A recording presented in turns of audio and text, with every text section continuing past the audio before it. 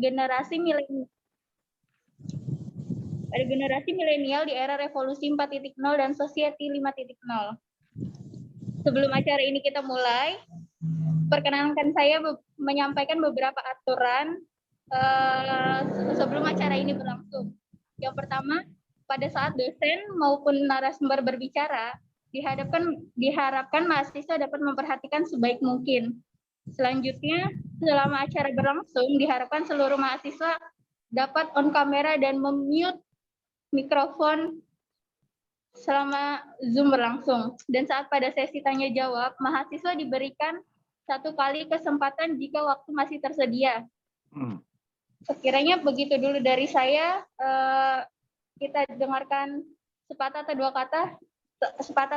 patah kata dari Bapak Roma selaku dosen etika bisnis pada hari ini. Silakan Pak. Ya, terima kasih Zulka. Untuk pertama-tama saya mengucapkan terima kasih dulu ke Bu Linda Nufiza yang sudah berkenan hadir dan meluangkan waktunya untuk berbagi ilmu ya, sharing pengalaman atau ilmu kepada rekan-rekan mahasiswa yang berada di online Zoom berikut ini. Berikutnya kepada teman-teman mahasiswa saya ucapkan terima kasih juga karena sudah hadir di pertemuan ini. Mudah-mudahan sampai dari awal acara kita sampai akhir hendaknya berjalan lancar gitu ya. Mungkin itu saja untuk berikutnya. Acara ini sudah bisa kita mulai untuk pertemuan selanjutnya, dan itu saya serahkan lagi kepada Zulka untuk melanjutkan acara webinar mata kuliah etika bisnis ini. Terima kasih. Assalamualaikum warahmatullahi wabarakatuh. Waalaikumsalam warahmatullahi wabarakatuh. Baik, kita langsung ke acara inti aja ya Bu, Pak. Waktu dan tempat kita persilakan kepada Ibu Linda Noviza, SPSI. Oke, Mbak Zulka, terima kasih. Suara saya masuk, Kak? Kedengaran. Masuk, Ibu. Oke. Selamat sore semuanya. Assalamualaikum warahmatullahi wabarakatuh. Waalaikumsalam warahmatullahi wabarakatuh. Selamat sore dan salam sejahtera untuk kita semua. Terima kasih kesempatan yang diberikan oleh Universitas Pancasakti Bekasi untuk saya hari ini sharing tentang bagaimana etika bisnis di era generasi milenial dan juga masuk di era revolusi industri 4.0 dan society 5.0. Sebelum saya share materi saya dikasih waktu berapa lama ini untuk ngasih materi? Sampai habis 45 menit, Ibu. Oke, nanti di reminder aja ya, kalau kepanjangan mungkin lebih banyak kita enaknya diskusi. Ya. Oke. Saya share materi.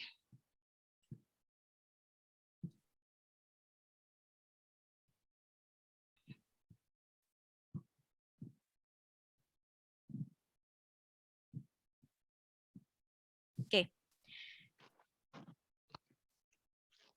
Ya, sekarang kita mulai.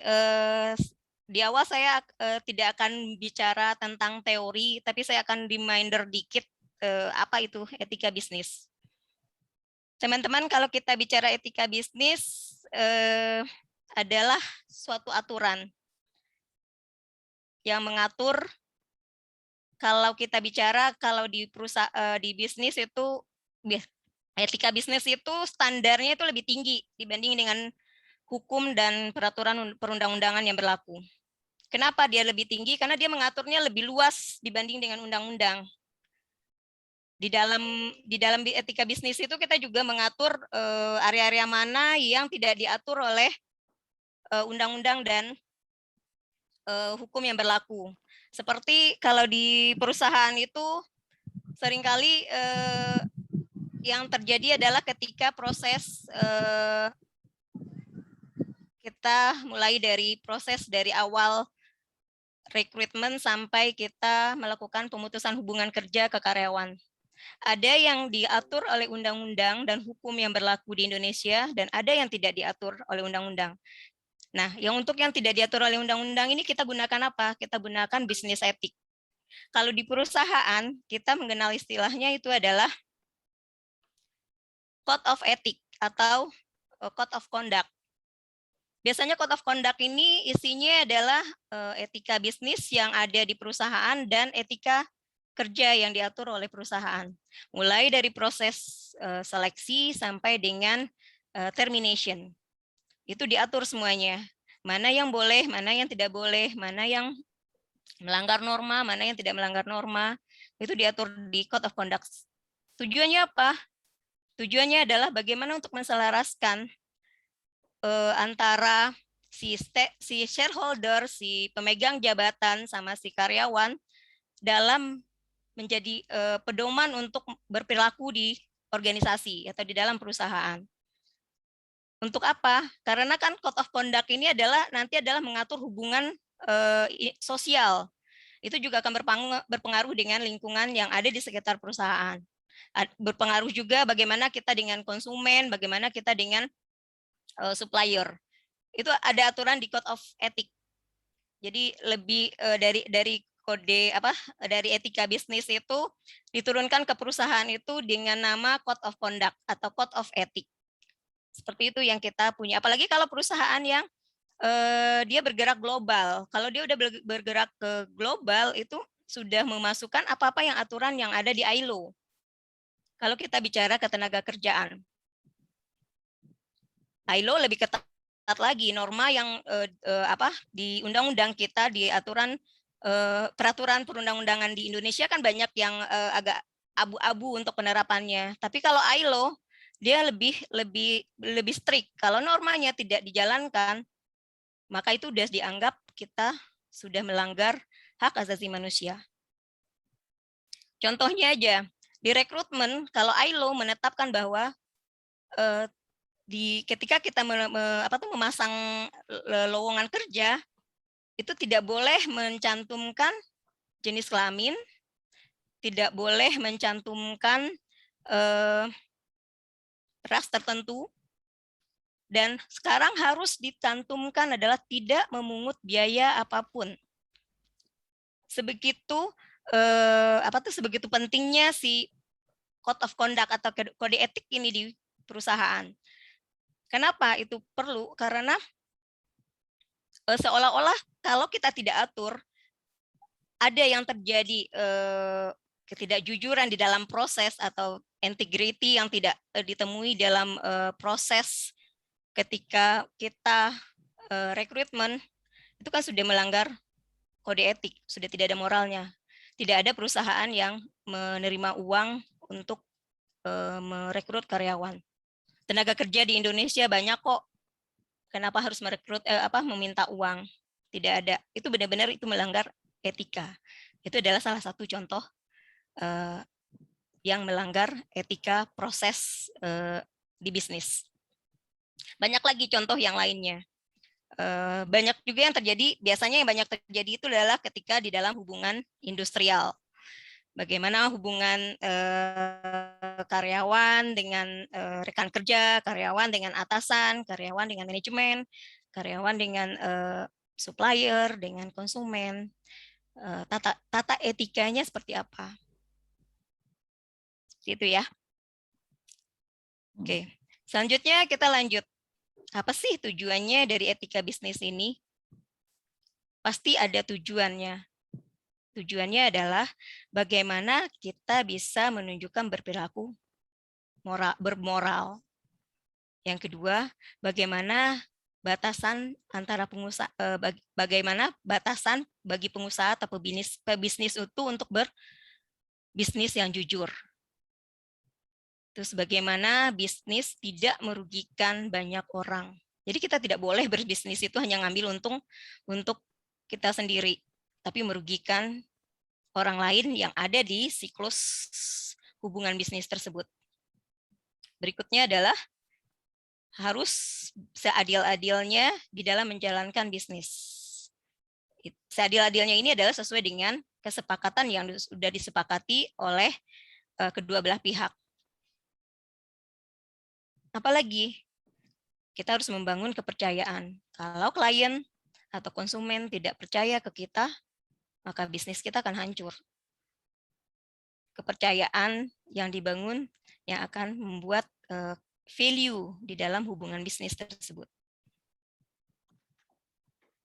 Tidak menyalahgunakan properti orang lain dalam artian adalah bahwa ketika kita menggunakan fasilitas orang lain, oh kita menggunakan fasilitas dia kok. Misalnya kita menempatkan orang di konsumen kita, terus kita dikasih properti, karyawan kita ngerusak propertinya dia, itu menyalahgunakan properti orang lain. Berikutnya adalah kita harus menepati janji. Kalau menepati janji di sini adalah biasanya kita lakukan di lingkungan sosial di sekitar perusahaan. Ketika awal berdirinya perusahaan itu pasti ada komitmen tertentu yang kita lakukan dengan orang-orang sekitar atau desa sekitar. Yang mungkin dulu tanahnya kita beli, terus ya Pak, Bu, kita beli tanahnya, dijual sama mereka. Tapi nanti anak cucu saya bisa bekerja ya di tempat Bapak atau di tempat Ibu. Pasti ada seperti itu ketika kita memulai bisnis. Nah itu di tempat kami terjadi seperti itu. Dari perusahaan kami berdiri tahun 1989 sampai dengan sekarang, area sekitar atau masyarakat sekitar pasti akan meminta jatah. Berapa persen masyarakat kami yang bisa masuk ke perusahaan? Berapa persen perusahaan bisa bantu masyarakat di sekitarnya untuk bisa mandiri secara finansial dengan program-program yang dilakukan. Nah, itu namanya adalah CSR.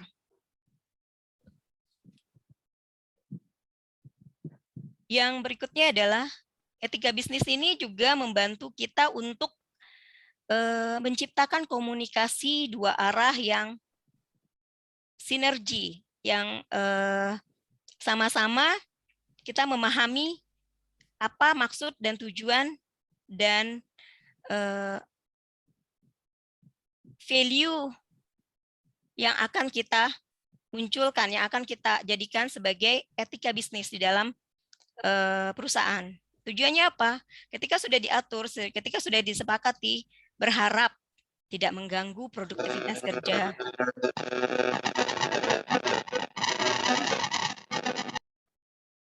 Oke. Berikutnya adalah yang tadi sudah saya jelaskan sebelumnya ya, itu sudah termasuk bahwa kita memberikan kesempatan untuk orang-orang sekitarnya, terus juga dengan lingkungan dan sumber daya alam yang ada di sekitarnya. Kebetulan perusahaan kami ada di bantaran Sungai Citarum, karena pembuangan limbah cair kami adalah ke sana. Mau tidak mau, harus suka tidak suka, kami harus menjaga bagaimana Sungai Citarum tidak terimbas polusi, sehingga cairan limbah cair kami yang masuk ke sana adalah dalam bentuk air yang sudah bersih. Terus kami juga mempunyai bahan bakar kami dalam mengolah itu ada batu bara. Nah, abu batu bara itu masih ada yang mengenai ke rumah-rumah masyarakat di sekitarnya. Kalau kita bicara etika bisnis itu sudah melanggar, tapi ada kesepakatan yang kita lakukan dengan mereka, bagaimana hal ini tidak menjadi masalah besar, sehingga apa yang menyebabkan ini terjadi, dicari masalahnya, dan kita sepakat dengan masyarakat sekitarnya untuk solusinya seperti apa. Itu yang kita lakukan. Oke. Yang terakhir adalah etika bisnis ini akan menjaga hubungan baik antara pemangku jabatan, pemangku kepentingan seperti shareholder, konsumen, supplier, karyawan, pemerintah, dan semua pihak yang berhubungan dengan perusahaan. Ini tidak bisa kita hindari, karena semua perusahaan pasti akan tidak lepas dari orang-orang ini. Saya lanjut. Oke. Jadi prinsipnya si etika bisnis itu adalah kejujuran, otonomi, saling memberikan keuntungan, berlaku adil, dan integritas moral.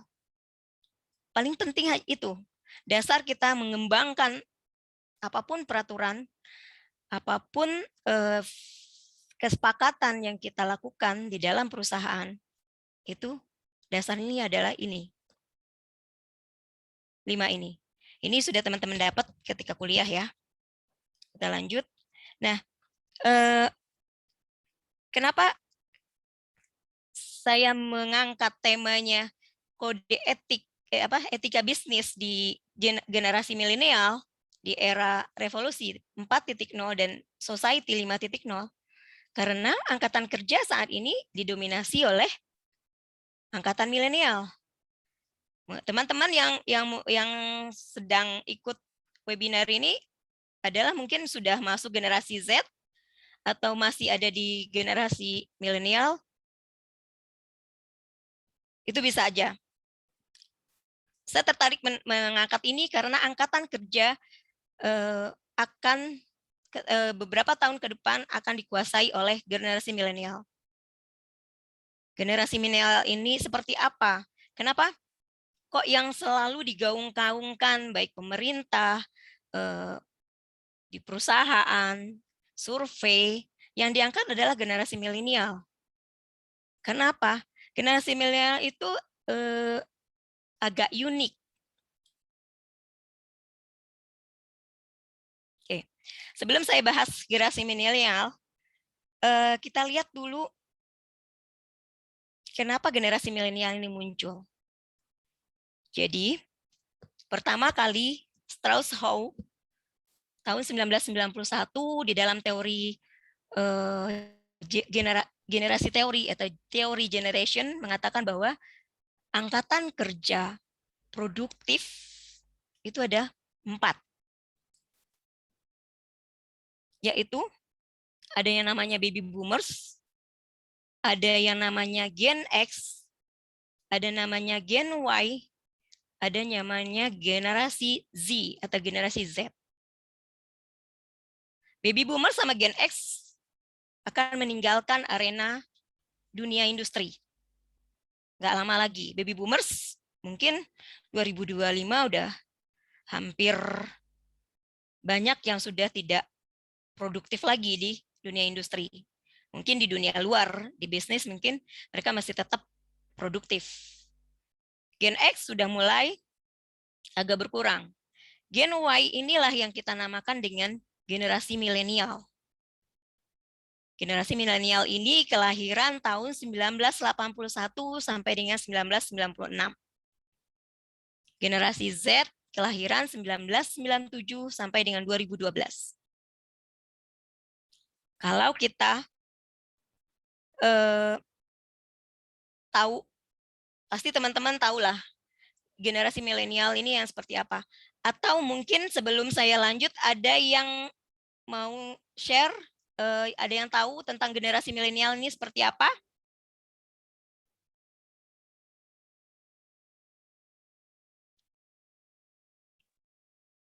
Ayo silakan teman-teman, ada yang mau ini tahu? Lebih akrab dengan teknologi. Terus apa lagi?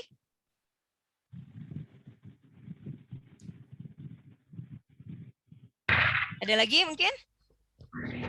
Mereka lahir saat teknologi maju. Oke. Ada yang mungkin kan ini kan rata-rata bekerja ya. Kalau di dunia kerja seperti apa orang-orang memandang generasi milenial ini? Lebih kreatif. Lebih canggih, Bu. Oke. Lebih paham teknologi. Kayak perusahaan korporat sekarang lebih dipenuhi sama generasi milenial sih, Bu. Oke. Ada lagi? Nggak ada? Oke. Mungkin lebih simpel juga ya, Bu. Lebih simpel, ya. Oke. Oke. Kita kenalin dulu generasi milenial itu seperti apa. Kebanyakan sekarang itu melihatnya, orang-orang melihat adalah generasi milenial bukan dari kekuatan si generasi milenial ini, tapi dari generasi milenialnya yang kelemahannya. Yang diangkat adalah generasi milenial ini adalah generasi yang manja, generasi yang tidak bisa menerima kenyataan hidup, generasi yang kalau di dunia kerja maunya karirnya instan, mau kerja fleksibel, mau mau gajinya gede. Nah, itu yang diekspos adalah yang bukan titik lemah sih, memang itu kenyataannya. Karena generasi milenial ini kan memang hidupnya karena orang tuanya mereka mampu. Berbeda dengan generasi X, ketika mereka ada, orang tuanya baru mulai merintis setelah Indonesia merdeka. Mereka benar-benar dalam keadaan ekonomi yang sulit, sehingga mereka harus bekerja giat, harus gila kerja, harus bisa mencari alternatif lain. Kalau mereka tidak merasa bekerja itu nyaman, jadi mereka akhirnya memutuskan bisnis. Nah, apa yang salah dengan generasi milenial? Nggak salah dong kalau mereka kelihatan manja atau mereka orang lagi ngomong, mereka main handphone. Di perusahaan itu terjadi, lagi meeting, megangin handphone. Kalau ketemu sama generasi baby boomers, dikritik sama generasi baby boomers, kamu nggak sopan banget. Orang lagi meeting, kamu main handphone. Padahal kita nggak tahu, dia nyatet di sana.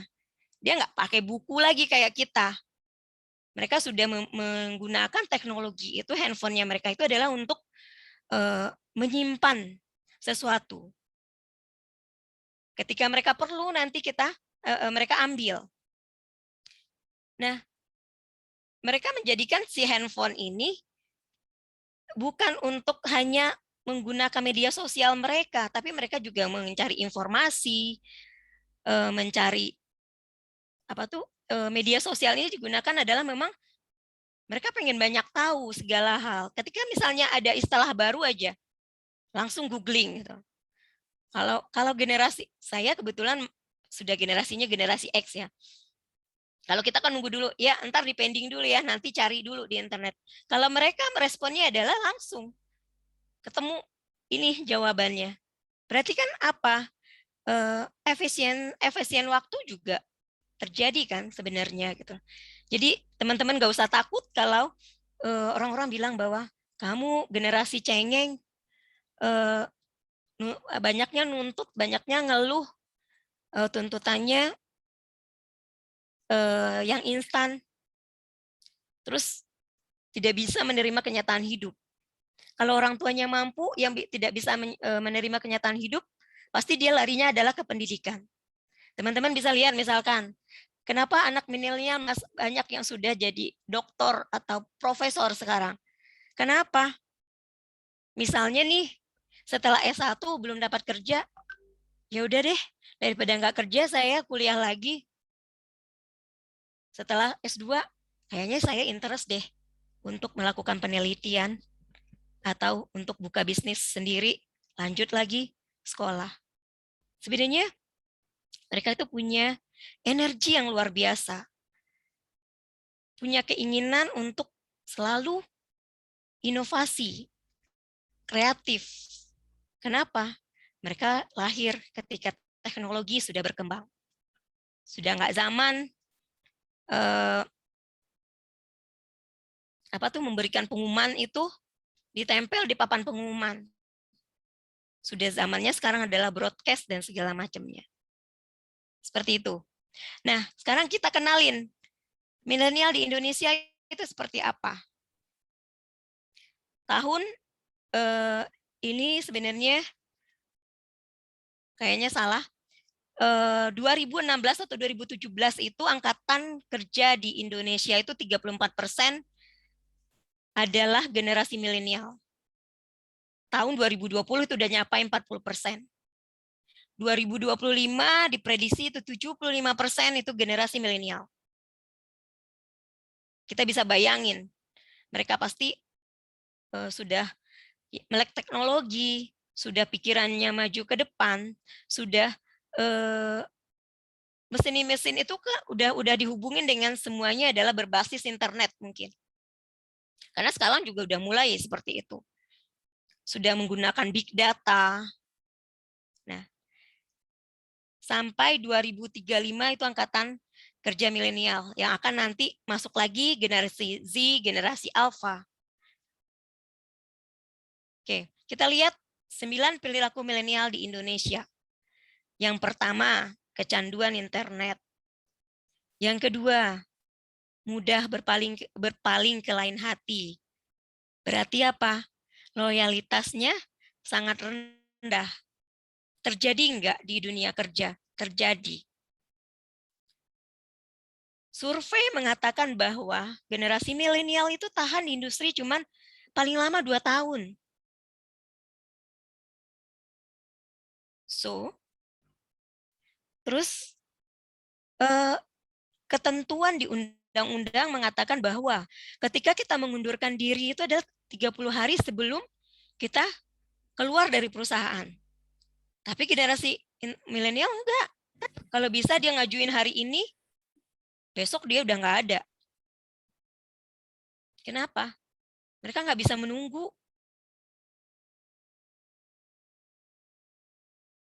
Oke. Yang ketiganya adalah dompet tipis, tapi punya kartu. 59% milenial lebih menyukai transaksi non-tunai. Yang keempat, kerja cerdas dan cepat. Karena mereka beradaptasi lebih cepat. Mereka melakukan sesuatu itu lebih efektif. Nggak bertele-tele. Sesuatu itu dibikin sama mereka simple. Tadi teman-teman bilang lebih simple. Karena mereka nggak mau ribet, nggak mau yang aturan harus ikut prosedur ini, prosedur ini. Mereka pangkas prosedur itu selama tidak melanggar aturan, selama tidak ada yang tersakiti dengan proses itu. Yang kelima, mereka bisa apa aja.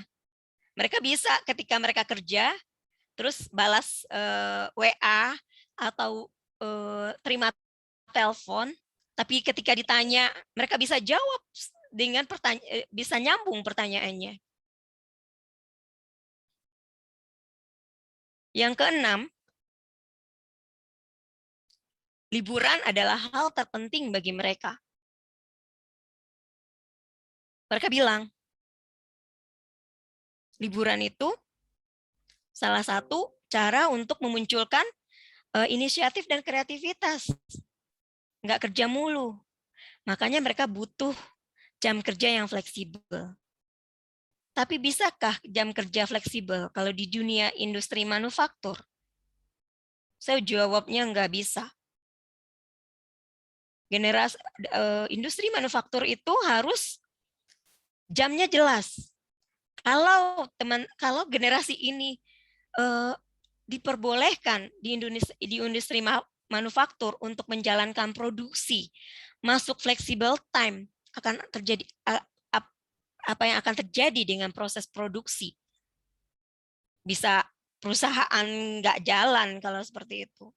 Tapi kalau bagi perusahaan unicorn, media, mungkin itu bisa-bisa aja. Atau industri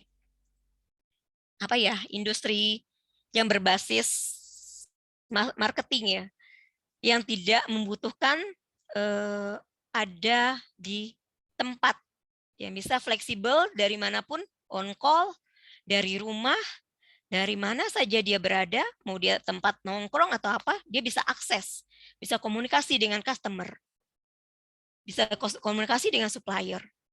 Mungkin bagi supporting bisa, tapi untuk mereka yang ada di produksi itu tidak bisa. Walaupun otomasi sudah berjalan, robotik sudah berjalan, teknologi tetap dikendalikan oleh manusia.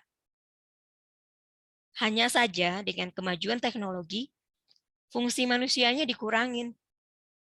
Yang dulunya misalnya pekerjaan itu bisa dikerjakan oleh 10 orang, sekarang bisa dikerjakan oleh 1 robot dan 1 yang mengendalikannya. Yang 1 yang mengendalikan ini bisa mengendalikan sekian banyak robot. Jadi bisa mengurangi tenaga kerja, bisa mengurangi cost untuk menaikkan profit. Gitu ya. Terus yang ke-7, generasi milenial ini adalah orang yang paling cuek dengan politik. Mereka nggak mau berpolitik, nggak mau terlibat dengan politik. Yang ke-8, mereka suka donasi. Kepedulian sosial mereka tinggi. Walaupun mereka dibilang tidak sopan, tapi dasar sosial mereka tinggi. Mereka yang suka menggalang ketika ada bencana apa, mereka pasti turun untuk menggalang dana. Mereka tidak akan pernah malu untuk mendatangi instansi ataupun harus turun ke jalan untuk menggalang donasi. Yang ke-9, tidak harus memiliki. Yang penting bagi milenial itu adalah aksesnya gampang. Berarti apa? Internet kan? Di tempat kerja. Sekarang itu, akses internet disediain di mana-mana. Semua perusahaan sudah mulai memberlakukan seperti itu. Dulu, waktu saya pertama mulai berkarir itu, internet hanya untuk kita menggunakan komputer, kalaupun dibatasin, kita perlu nggak untuk komunikasi menggunakan internet, kalau nggak diblok sama IT. Kalau sekarang nggak, dibuka. Bisa mengakses media sosial apapun. Di setiap area, kalau di tempat saya itu setiap area sudah disediakan internet. Mereka bisa berkreasi, mereka bisa melakukan sesuatu di tempat-tempat dimanapun. Kalau mereka mau berdiskusi, mereka mau memunculkan ide apapun, itu mereka bisa disediakan ruangan. Kita namakan itu adalah fun working place. Nggak bisa kita mempekerjakan generasi milenial, tapi kita masih memperlakukan semuanya seperti generasi sebelumnya. Karena yang kita tuju itu kan adalah bagaimana perusahaan untuk mendapatkan profit, bagaimana perusahaan bisa dapat produktivitas yang tinggi. Jadi nggak ada cerita lagi tuh dibatasin karyawan, nggak boleh ikut ini, nggak boleh ikut itu. Di tempat kami disediakan semua fasilitas untuk kesenian, olahraga, dan mereka bisa aerobik setiap Jumat, maka jam kerja nggak ada masalah. Mereka mau ikut kegiatan badminton, kalau atasannya mengizinkan di jam kerja, silakan aja. Yang penting adalah target pekerjaannya selesai. Gitu. Oke. Ini yang tipe generasi milenial yang ada di Indonesia. Ada 5. Teman-teman bisa lihat nanti, generasi ini ada yang aktif terlibat dalam dunia kreatif dan teknologi, tapi dia suka menyendiri, bertingkah sesuai keinginan mereka sendiri. Yang benar-benar milenial itu adalah yang inovatif, melek teknologi, siap dalam menghadapi perubahan. Mas milenial ini adalah generasi milenial yang banyak di Indonesia. Bisa menggunakan internet, cukup mengikuti perkembangan gadget, namun aktif di media sosial tidak seperti true millennial. Jadi mereka aktif di media sosial itu bukan untuk berinovasi, tapi adalah untuk gaya hidup. Terus bagaimana dengan alay milenial? Nah ini alay milenial ini yang suka bikin rusuh. Kenapa? Dia senang banget tuh. Ada informasi sedikit misalnya di perusahaan, ada crash sedikit. Seperti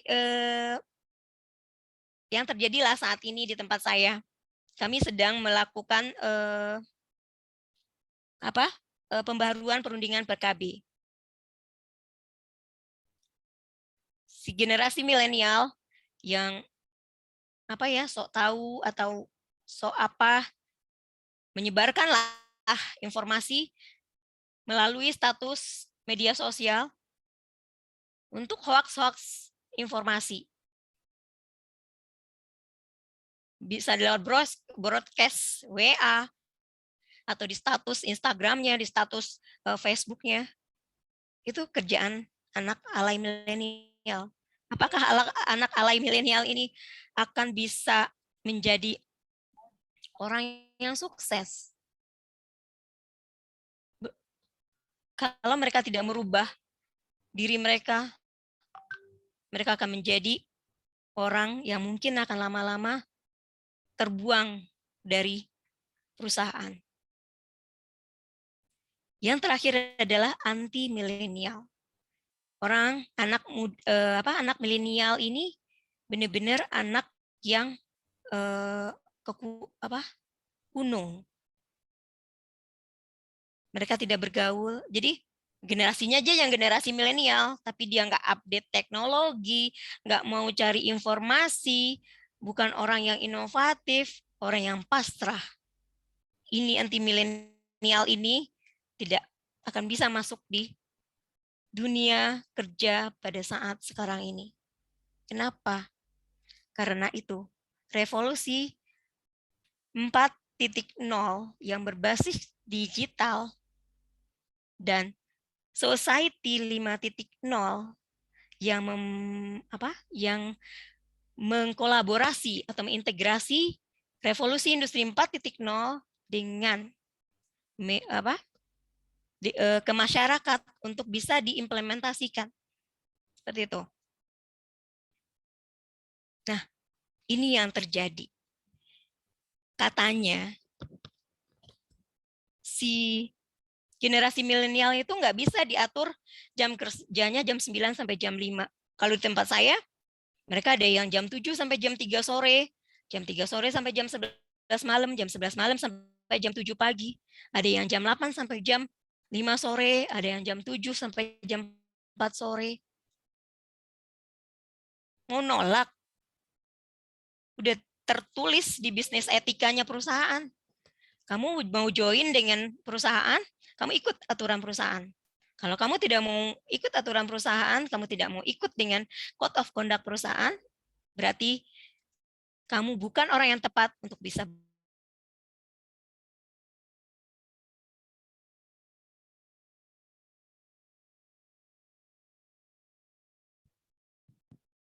Suaranya hilang ya?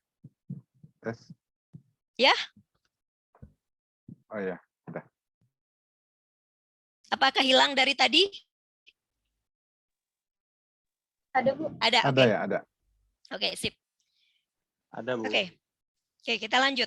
Walaupun survei mengatakan bahwa si generasi milenial yang diberikan keleluasaan untuk mengatur jam kerja, itu bisa menghasilkan produktivitas yang lebih tinggi. Ya, mungkin itu bisa terjadi. Tapi sekali lagi saya tegaskan bahwa di industri manufaktur itu benar-benar nggak bisa. Kalau nggak, mesin kita nggak bisa jalan. Tapi mungkin kalau yang membutuhkan ide-ide kreatif, membutuhkan solusi-solusi atau untuk memecahkan masalah, itu fine aja. Di Kanada, 1 dari 6 pegawai memasukkan izin sakit mereka hanya karena kelelahan. Ya, Generasi milenial tidak tahan banting, itu benar. Mereka lebih cepat lelah dibandingkan dengan generasi sebelumnya.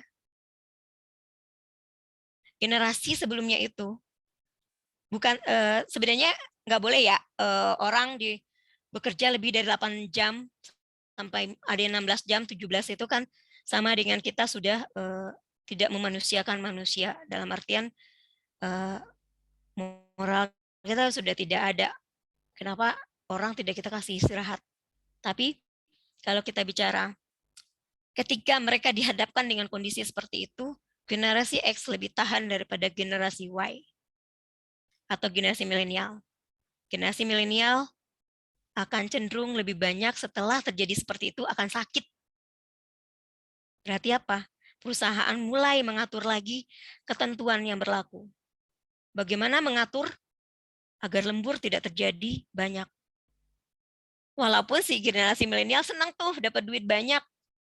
Karena mereka kan mementingkan gaya hidup kan. Gitu. Nah, yang 12% beralasan kalau mereka butuh istirahat tapi tak mau bilang pada atasan. Ujung-ujungnya apa? Bolos. Itu terjadi di dunia nyata. Bahwa generasi milenial di tempat kerja itu alasannya untuk beristirahat atau untuk terhindar dari pekerjaan untuk sementara beralasan sakit. Atau kalau tempat kami ada namanya cuti potong gaji. Mereka lebih baik mau gajinya dipotong daripada dia memaksakan harus bekerja ketika mereka tidak interest untuk bekerja. Ketika mood mereka nggak lagi baik nih untuk bekerja. Gitu. Itu yang terjadi. Terus ada juga anggapan bahwa yang tadi saya bilang adalah bahwa si generasi milenial ini hanya tahan 2 tahun di perusahaan. Tapi alhamdulillah di tempat kami enggak seperti itu. Turnover di tempat kami rendah sekali karena kami semuanya karyawan diarahkan ke permanen semua. Jadi turnover generasi milenial kami juga rendah. 2 tahun terakhir ini kami hanya kehilangan karyawan itu hanya 2 orang. Kalau yang pensiun itu berbeda ya, karena itu adalah hukum alam yang terjadi. Nah, menurut penelitian, di Indonesia itu dari 4 orang, hanya 1 orang yang milenial itu yang loyal. Yang kontributif, produktif terhadap perusahaan. Kenapa? Milenial kecewa akan gaji rendah.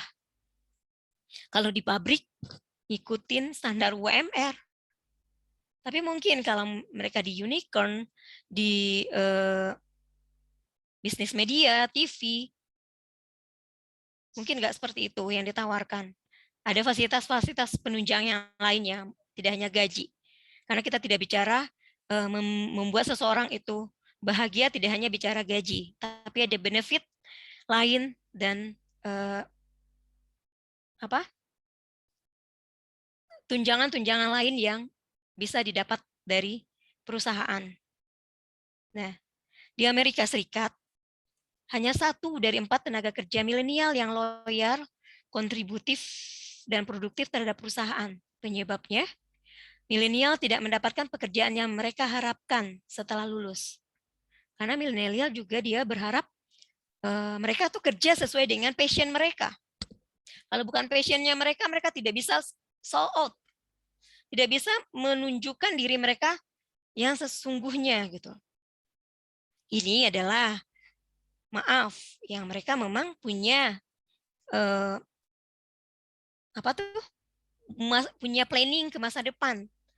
Tapi kalau milenial yang penting saya kerja bulanan dapat, terus bisa menghidupin gaya hidup, nggak ada masalah. Itu di Indonesia. Kalau di Inggris, milenial lebih full engage karena ingin stabilitas pekerjaan. Dilemanya adalah loyal, gajinya tetap. Pindah kerja, gajinya naik 15%. Bingung kan? Nah, Itu yang terjadi di dunia pekerjaan. Terus apa yang harus dilakukan perusahaan ketika bekerja dengan generasi milenial? Ini yang dibutuhkan oleh generasi milenial. Gajinya kompetitif, waktu kerja yang fleksibel, branding perusahaan yang menarik, fresh grade yang adaptif. Itu yang dibutuhkan oleh perusahaan bekerja dengan generasi milenial. Terus bagaimana si pekerja bentar ya. Oke. Si milenial itu di dunia kerja sebenarnya dia bisa bekerja keras. Karena 43% pekerja keras adalah milenial sebenarnya. Tapi 30% dari mereka yang bisa menciptakan kebahagiaan, mereka merasa bahagia dengan pekerjaannya. Terus yang kedua, sebenarnya milenial itu optimis. Mereka juga pekerjaan yang mereka ingin yang lakukan itu ya pekerjaan yang berarti. Terus bagaimana dengan penghasilan? Penghasilan 54% menggunakan memakai gaji dari hasil yang yang mereka dapat dari dari pekerjaannya mereka. Terus mereka menggunakan teknologi. 5 ini aja kuncinya. Mereka sebenarnya pekerja keras, optimis, pekerjaan yang mereka memiliki pekerjaan yang mereka senangi, jadi berarti bagi mereka.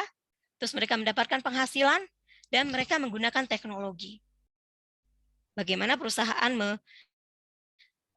mengemasnya agar mereka bisa betah di perusahaan, itu kembali lagi ke perusahaan, memberikan fasilitas untuk mereka. Oke. Terus ini, kalau kita bicara revolusi sama society. Saya masih ada waktu ya? Masih ya? Kurang lebih 10 menit lagi ya, Bu. Oke. Kita bicara di sini adalah revolusi industri dan society. Di sinilah puncaknya si era kemajuan teknologi itu. Peradaban manusia, society ini adalah peradaban manusia ya. Peradaban manusia pertama itu 100.000 tahun yang lalu itu ketika dimulai society 1.0 itu ketika kehidupan manusia itu dimulai dengan berburu, hidup berpindah-pindah. Terus kemudian, tapi revolusi industri belum mulai itu. Nah, di tahun 1300 sebelum di abad sebelum 1300 sebelum 13.000 abad sebelumnya itu society 2.0 mulai muncul, di mana orang mulai bercocok tanam. Udah nggak ada udah nggak banyak buruan yang bisa mereka makan untuk memenuhi kehidupan mereka. Mereka melihat kesempatan untuk bercocok tanam. Maka muncullah agrarian society. Nggak lama, di akhir abad ke-18, muncullah society ketiga, 3.0, dengan nama industrial society. Orang sudah mulai bekerja di pabrik. Udah meninggalkan bercocok tanam. Kenapa orang mudah mulai bekerja di pabrik? Karena revolusi industri pertama sudah mulai terjadi. Revolusi 1.0 itu dimulai dengan adanya mesin uap. Yang dulu orang beraktivitas dengan menggunakan kuda, sekarang sudah menggunakan kendaraan dengan bahan bakar mesin uap. Terus ditandain juga dengan industrial revolusi revolusi 1.0 ini dimulai tahun 1784. Kemudian muncul industri revolusi 2.0 itu di tahun 1870. Ini ditandai dengan listrik, adanya pesawat terbang. Nah, setelah revolusi industri 2.0 ini terjadi, nggak lama tahun 1969 itu revolusi industri ketiga atau revolusi industri 3.0 itu muncul dengan adanya komputer, dengan adanya internet yang ditandai dengan adanya robotik dan automasi. Nah, revolusi industri 3.0 ini menandakan munculnya peradaban society 4.0. Di mana peradaban ini dikenal dengan information society. Di information society ini yang terjadi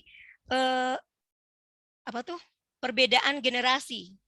Ada generasi yang gaptek, ada generasi yang melek teknologi. Ini mulai terjadi di sini perbedaan generasi yang terjadi.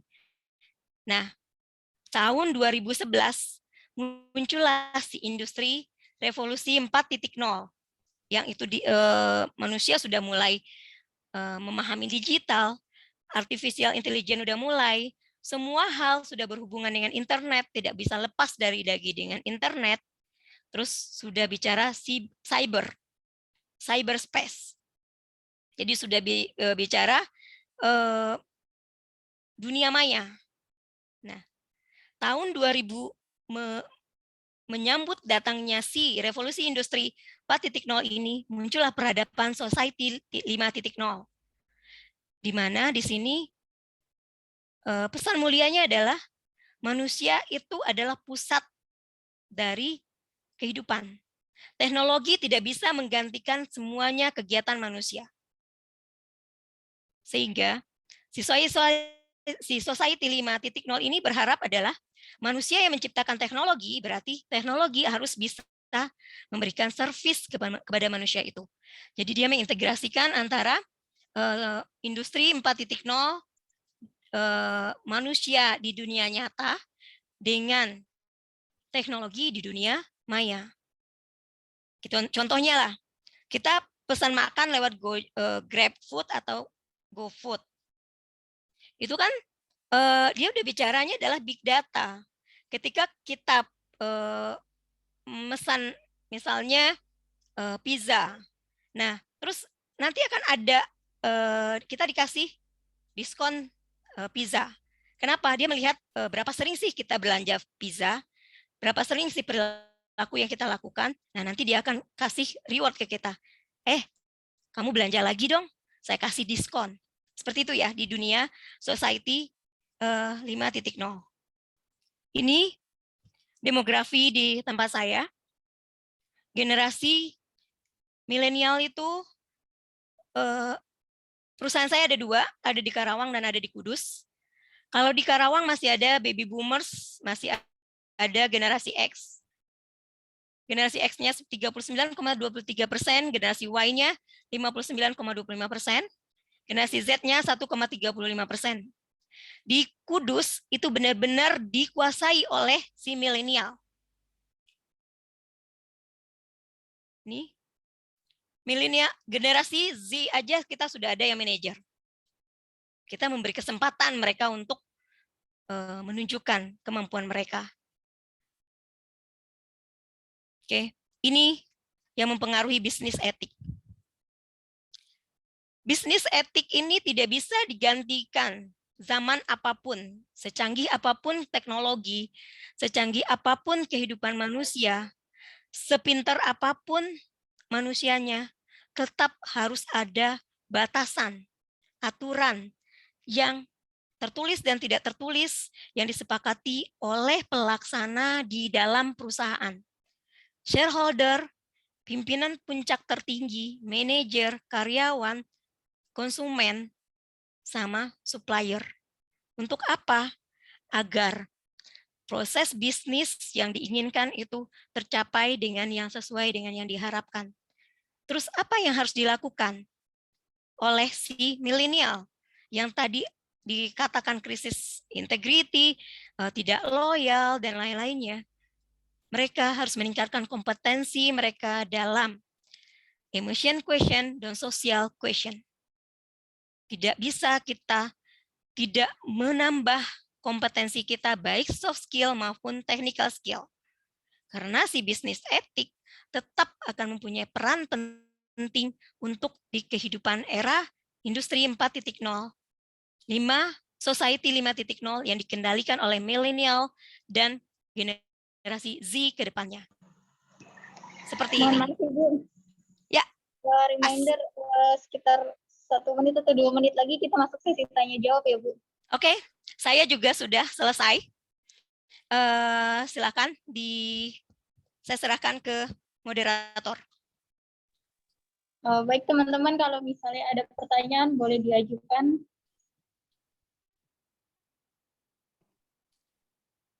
Teman-teman.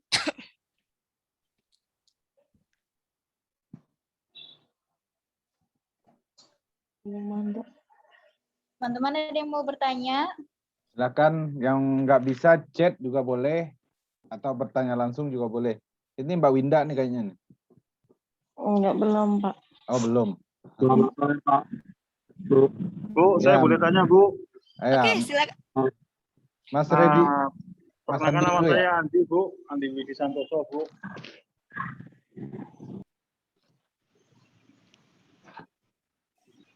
Halo Bu. Ya, silakan Mas Andi. Izin Bu, kan di tempat kami juga ada beberapa milenial nih Bu. Beberapa kali sudah kita kasih pengertian tentang batasan-batasan kerja, tetapi masih adu argumen. Kita sebagai orang-orang lama ini kan juga kadang agak kesal juga ya Bu. Nah, kira-kira ada kiat-kiat khusus nggak Bu yang nanti bisa kita berikan ke milenial ini untuk lebih mengerti dan lebih loyal lagi ke perusahaan begitu Bu? Mohon izin Bu. Oke, saya langsung jawab atau gimana Mbak? Langsung jawab Langsung aja. Pak Andi, saya mau tanya kondisinya terjadi seperti itu ketika dalam pekerjaan mereka sudah dikasih batasan-batasan apa aja yang dikerjakan, atau mereka tidak loyal, mereka lebih fleksibel time atau tidak mau menyelesaikan pekerjaan masalahnya? Contoh nih Bu, kita ada deadline. Ini ada laporan atau report yang batasnya waktu contoh 2 hari. Nah, tapi kadang mereka udahlah Pak, nanti kita kerjakan juga selesai. Ya, kita kan butuh progresnya nih, walaupun hanya sebentar di foto, cekrek, nanti buat kita report ke pimpinan kan lebih enjoy. Oh, jadi si Ana ini sudah mengerjakan sesuai takaran atau sesuai apa yang kita instruksikan Bu. Kadang waktunya ini kita kan maunya kan progres, oh ini Pak sudah kita kerjakan cuman ada sampai segini Pak, nanti kita ini kan lagi begitu Bu, mohon izin. Oke. Pak, memang perlu komunikasi 2 arah. Milenial ini memang senang untuk diajak ngobrol. Kenapa? Karena menunda pekerjaan itu, kalau pekerjaan yang mereka tidak interest, memang paling senang untuk menunda pekerjaan. Tapi Bapak coba ajak komunikasi. Kenapa deadline itu, kita mengerjakan sesuatu itu di deadline, tapi kita harus mengerjakan sebelum deadline selesai adalah ketika ada perubahan, ada yang tidak sesuai, kita masih punya waktu untuk mereviewnya. Dan kita tidak harus menunggu sampai deadline sampai untuk menyelesaikannya. Apa kendalanya mereka? Itu yang Bapak tanyakan. Kenapa teman-teman nggak mau harus menunggu sampai deadline? Kenapa nggak buru-buru dikerjakan? Harus komunikasikan Pak. Kalau tipikalnya mereka begitu, harus komunikasi, harus dicari tahu masalahnya kenapa. Kalau generasi kita nih Pak, disuruh sama atasan sesuai deadline, kita berusaha untuk menyelesaikannya sebelum deadline selesai. Karena kita berpikir ketika ada masalah, kita masih ada waktu, nggak terburu-buru. Tapi bagi mereka enggak. Karena menurut mereka sudah ada di benak mereka sudah sudah ada solusinya, tapi mereka mengulur waktu karena toh nggak ada dampaknya kok kalau misalnya saya nggak sesuai deadline, atau saya bisa menyampaikan sebelum deadline dengan pas deadline sama aja kok apresiasi yang saya terima. Nah, mungkin itu yang terjadi. Karena si milenial ini haus dengan apresiasi, Pak. Haus dengan pujian. Jadi benar-benar kita harus buka komunikasi dua arah dengan mereka. Enggak di tempat Bapak aja. Di tempat saya pun terjadi seperti itu, Pak. Yang terjadi adalah kami biasanya HRD, kalau udah terjadi seperti itu, kami undang untuk ngobrol. Apa yang terjadi? Masalahnya apa? Kalau generasi sebelumnya itu nggak mau pekerjaan itu terlihat cacat. Tapi bagi mereka, pekerjaan cacat itu adalah suatu pembelajaran yang bagus untuk proses berikutnya tidak terjadi lagi seperti itu. Jadi kuncinya adalah komunikasi, Pak. Tanyakan sama mereka. Komitmen, bikin komitmen. Harus seperti apa dan disepakati. Itu insya Allah akan merubah iklim kerja di tempat Bapak. Mungkin itu dari jawaban saya. Ya, makasih Bu masukannya, Bu. Terima kasih, Bu. Ya. Baik. Teman-teman ada yang mau bertanya lagi? Tadi Mas Redianto tadi mau nanya. Ya, Mas Redi. Iya, Bu. Mau nanya, untuk pembahasan yang awal tadi kan menyinggung kilo kayak gitu. Terus kalau ada fenomena yang masuk kerja lewat orang dalam, atau ada yang namanya perusahaan keluarga, tapi ada juga perusahaan yang nggak mau menerima dari referensi orang dalam, itu aturannya sebenarnya gimana sih, Bu? Terus yang kedua, Bu, ada sekarang kan udah musimnya zaman milenial yang muncul. Kebanyakan pimpinan sekarang punya prinsip, saya tidak peduli gimana pun cara kerja kamu, aturan kamu, yang penting target perusahaan tercapai. Itu buat generasi yang sama dengan atasan tersebut itu sangat cocok. Tapi bagi yang Gen X itu malah jadi bertentangan. Itu gimana, Bu? Ini fenomena seperti itu, Bu? Oke. Cukup, Pak? Ya, terima kasih, Bu. Oke. Saya coba jawab ya. Memang perusahaan itu ada perusahaan keluarga, perusahaan yang ada orang dalam, perusahaan besar pun praktek-praktek membayar, praktek-praktek kolusi, nepotisme seperti itu masih tetap berjalan. Mereka punya code of conduct, pasti punya code of conduct yang diatur. Tapi apakah dilaksanakan dengan benar atau enggak, itu kembali ke perusahaannya. Tapi di tempat kami,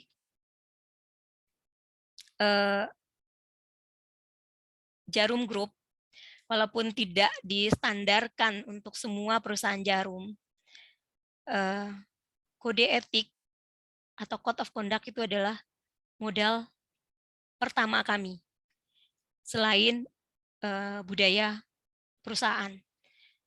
Di Jarum itu budaya kekeluargaan tinggi sekali, saling bawa-membawa, tapi tetap kembali ke kompetensinya. Ketika ada orang dalam pun nitip, ya kita terima, kita proses, tapi prosesnya tetap sama. Sama prosesnya dengan orang yang melamar di luar, dengan orang yang melamar dari bawaan dalam. Kalau kompetensinya sesuai, diterima. Kalau kompetensinya tidak sesuai, kita harus bisa menjelaskan ke mereka seperti apa. Karena perusahaan kan tidak mau menerima orang yang kompetensinya tidak sesuai dengan yang kita inginkan. Rugi perusahaan dong, kita membayar orang yang tidak kompeten untuk memegang posisi tersebut. Kalau untuk posisi-posisi top level manajemen itu kita tutup mata lah, karena kan yang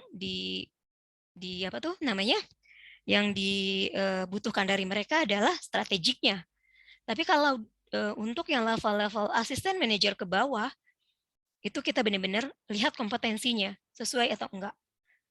Di kami, orang masuk kerja,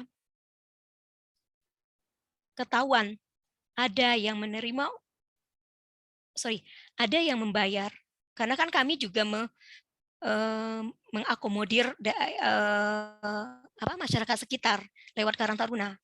Nah, itu kita tekankan tidak ada yang bayar. Pernah itu terjadi, dipungut uangnya lewat Karang Taruna tersebut, dan kita mengetahui itu, kita keluarkan orangnya. Karena di kesepakatan awal itu sudah ada.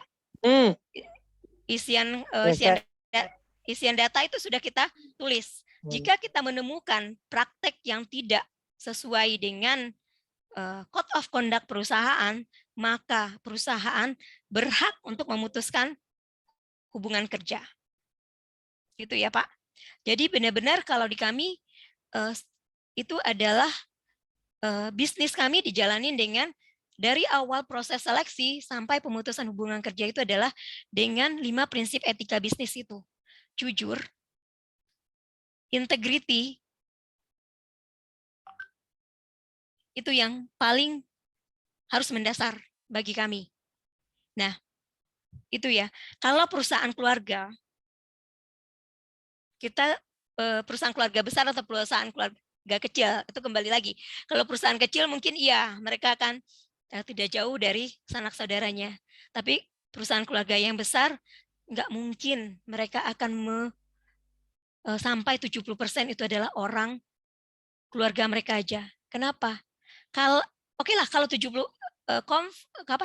konflik of interest bisa terjadi. Misalnya ada masalah antara satu dengan satu yang lain, itu akan berdampak ke pekerjaan. Pasti itu terjadi. Enggak di mana-mana. Coba aja teman-teman lihat yang perusahaan keluarga yang mendominasi adalah orang-orang dia aja, maksudnya keluarganya aja. Kalau dia enggak ada batasan-batasan kode etiknya yang mereka gunakan untuk membatasi proses pekerjaan dan hubungan di dalamnya, nggak akan sehat perusahaan tersebut. Yang pertama cukup clear atau masih belum terjawab? Mas Reddy, gimana jawabannya? Sudah cukup puas?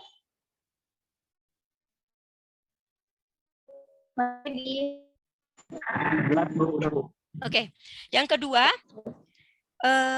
bagi milenial yang atasan Bapak tadi bilang adalah, saya adalah yang penting hasilnya. Saya nggak mau tahu prosesnya seperti apa. Saya hanya tahu adalah hasilnya sesuai dengan tujuan perusahaan. Ini adalah atasannya ada target oriented. Si generasi milenial senang aja dia. Gue bisa datang kapan aja, gue bisa ngerjain di rumah. Tapi bagi generasi X memang benar, itu akan jadi stres. Lu mau lakuin apa aja, nggak ada guidance-nya, tapi hasilnya harus kelihatan gitu. Nah, kondisi ini yang kita harus berubah cara berpikirnya, Pak Reddy ya tadi ya.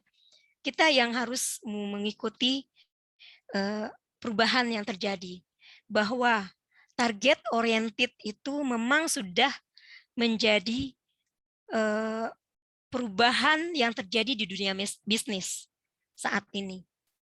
Karena kalau dulu yang dilihat adalah prosesnya yang berjalan, hasilnya telat-telat dikit nggak ada masalah. Kalau sekarang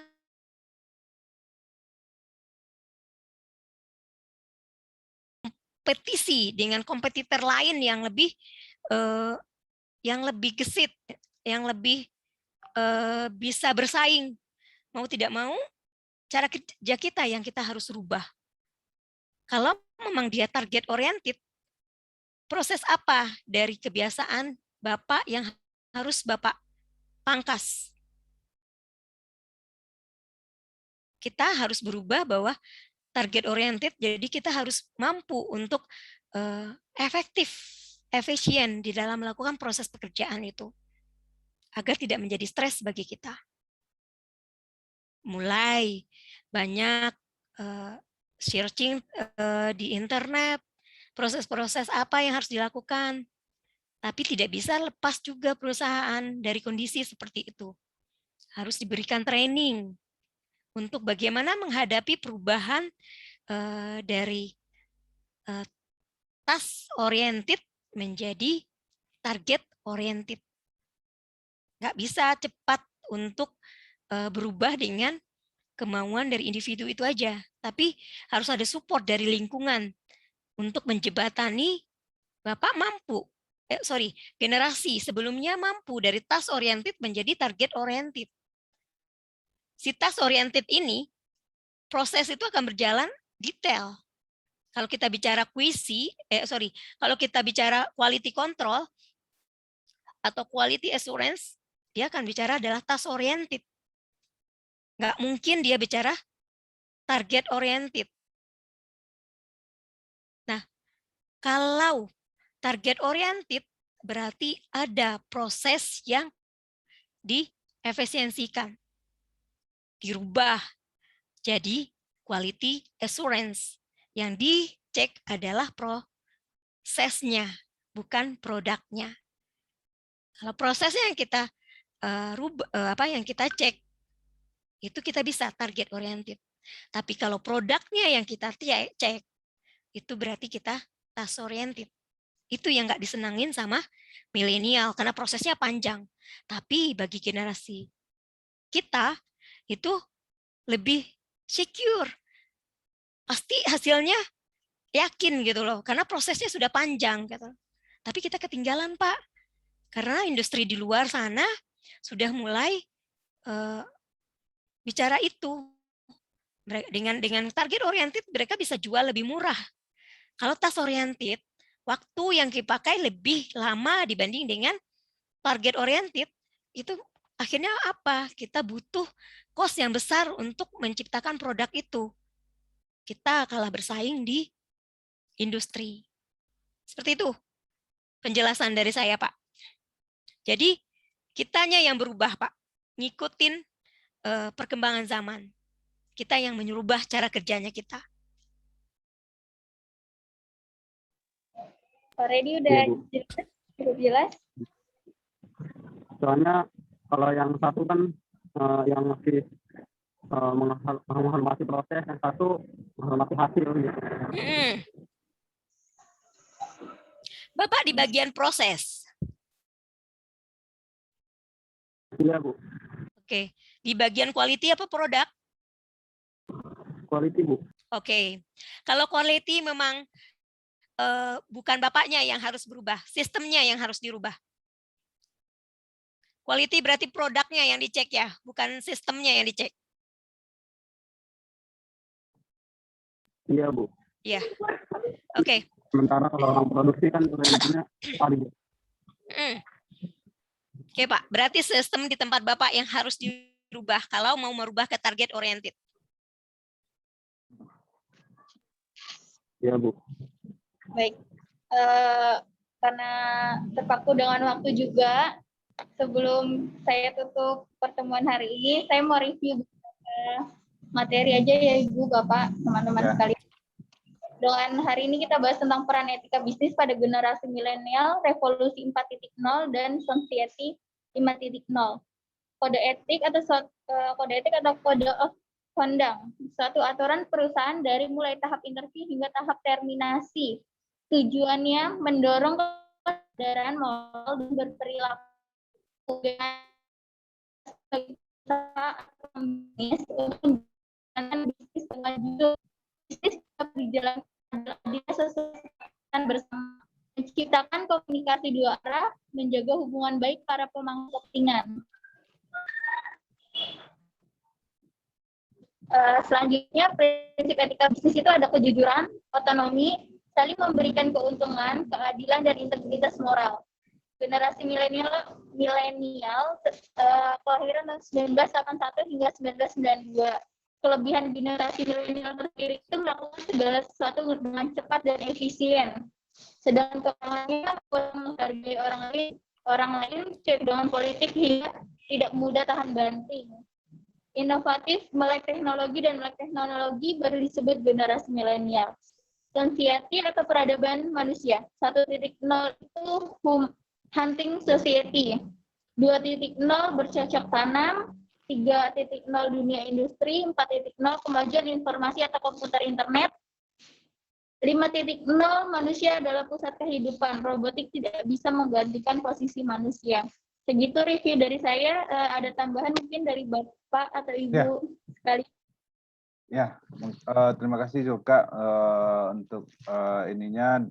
Saya mewakili pihak kampus, mewakili Universitas Pancasakti Bekasi, mengucapkan terima kasih yang sebanyak-banyaknya ke Bu Linda Nofriza yang telah berkenan sharing atau berbagi pengalaman dan keilmuannya di Universitas Pancasakti, terutama khususnya untuk mata kuliah mata kuliah etika bisnis.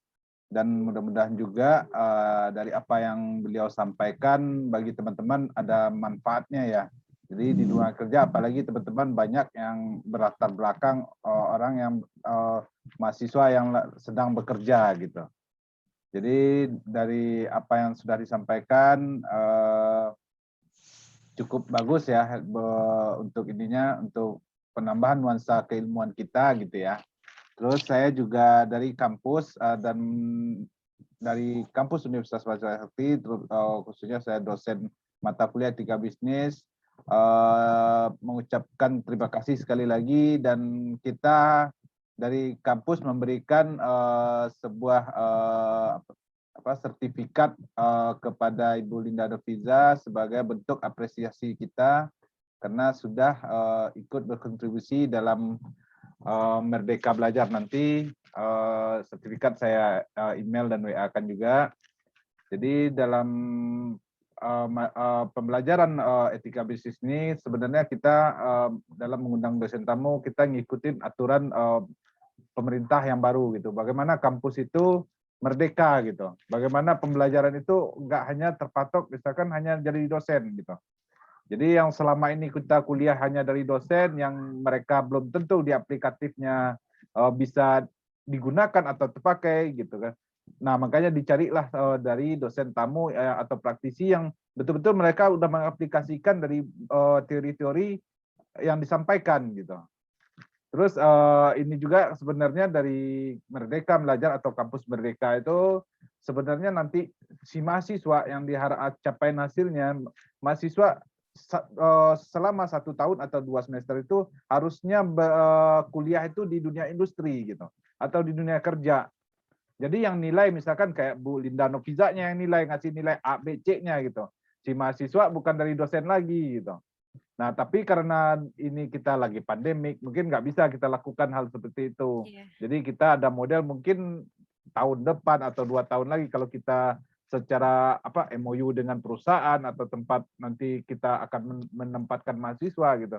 Jadi mudah-mudahan hal itu terjadi. Saya malah berharapnya si mahasiswa sekarang ini dapat pengalamannya betul-betul dari dunia industri gitu, bukan hanya dari teorinya aja. Kalau teori itu hanya sebagian kecil dari apa yang akan mereka aplikasikan di dunia prakteknya nanti gitu.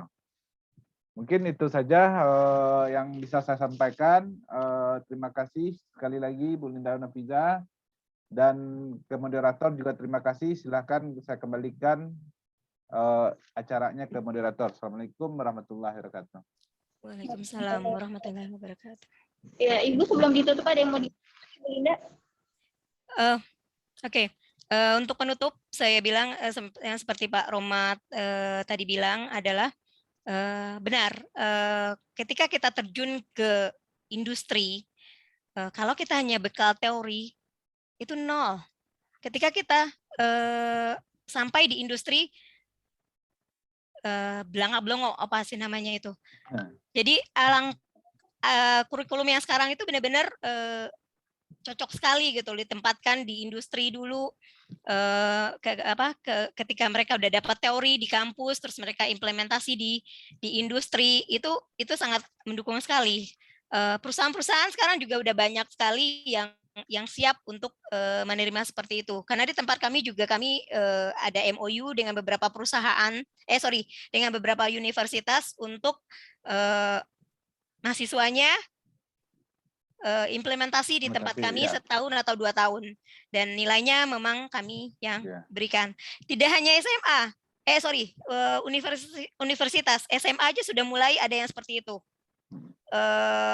di Malang itu ada, itu udah berapa kali ikut, memang kita yang ngasih nilainya mereka. Nah, begitu mereka ingin sumber daya manusianya itu terpakai di industri. Kalau kita bicara sekarang, teori dengan praktik di industri itu tidak nyambung kadang-kadang gitu loh. Kalau mereka tidak diberi kesempatan untuk terjun di industri yang jurusannya mereka ambil. Mungkin itu dari saya, bahwa mahasiswa harus meningkatkan kompetensinya mereka. Tidak hanya kompetensi teknikal, tapi soft skill-nya. Karena tantangan ke depannya kita nggak bisa prediksi. Lonjakan-lonjakan revolusi industri, lonjakan-lonjakan peradaban manusia harus seperti apa, kita nggak tahu ke depannya seperti apa. Kalau kita mau bertahan, ya kita yang mengeksplor diri kita yang istilahnya kalau dalam bisnis kan jual beli. Itu yang terjadi kalau kita mencari kerja. Kita jual, perusahaan yang beli. Kalau kita menjual sesuatu kan harus ada positifnya, kelebihan-kelebihan yang kita miliki. Berarti apa? Kalian harus bisa melihat apa potensi diri kalian, apa kelebihan kalian, apa kompetensi yang kalian miliki. Itu aja terakhir dari saya. Terima kasih. Baik, terima kasih Ibu. Sekali lagi kita ucapkan sebesar-besarnya terima kasih kepada Ibu Linda pada kesempatan kali ini. Terima kasih atas ilmunya. Sekali lagi saya juga mohon minta maaf karena saya juga mungkin banyak kekurangan, banyak kesalahan kata-kata. Ya. Baik, kita tutup aja hari ini ya Pak, Bu. Ya, Terima oke. kasih. Kita akhiri dengan wassalamualaikum warahmatullahi wabarakatuh. Waalaikumsalam warahmatullahi wabarakatuh. Ya, terima Izin kasih. live ya. Ya, terima kasih semuanya mahasiswa. Ya. Terima kasih, Bu. Ya, sama-sama.